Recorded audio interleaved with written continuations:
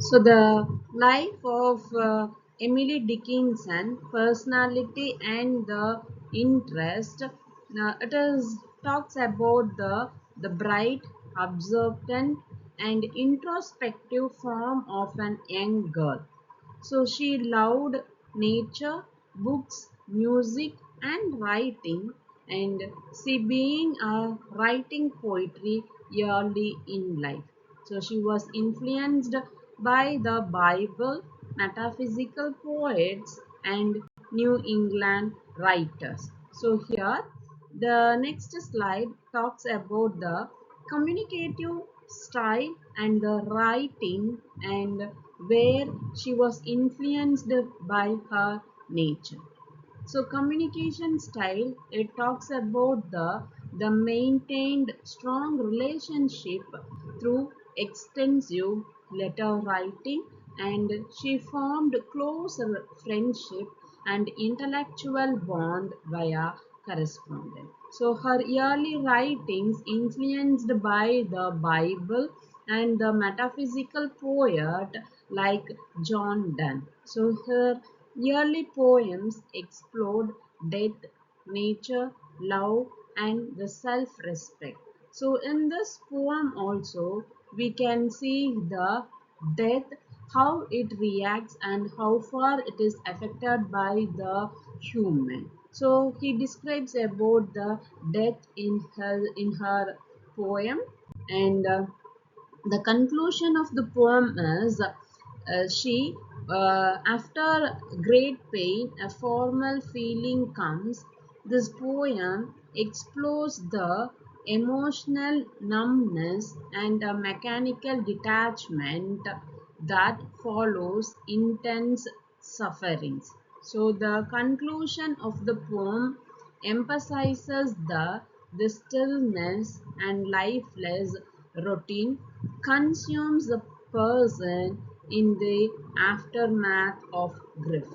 Though imaginary, like the quads, contentment and stiff heart, Dickinson conveys how emotional renders the human spirit cold, grudge, and disconnected from life. So the final line, the word chill, then stupor, then the letting go, it captures the stages of emotional descent, suggesting that truth releases or healing may only come through surrender or death. So it is ultimately the poem portrays the pain not as a dramatic outburst but as a quiet, paralyzing weight that alters one's entire perceptions of time, sensation, and self. So, the methods what Dickinson has captured in hunting the psychological landscape that follows intense emotional suffering, the poem concludes by illustrating how the pain leaves the soul numb, moving not with passion but with a cold. So mechanical stiffness, this refers to the hour of lead, conveys a heaviness that is not just physical but emotional and spiritual feelings. An oppressive weight that deadens the sense. Dickinson's final line, first chill, then stupor, then the letting go. It tracks a chilling progression from the initial shock of pain to a complete emotion, paralysis, and finally a surrender, that release that could suggest either death or transition. So here Dickinson concludes the mechanical state that follows intense emotional suffering.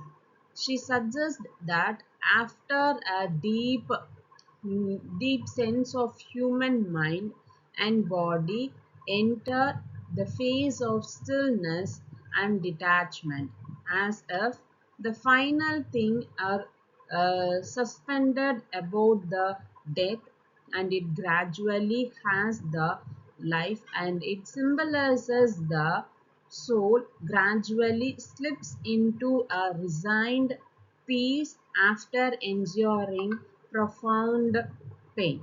So here it talks about the profound pain of the death. So it ends with the pain.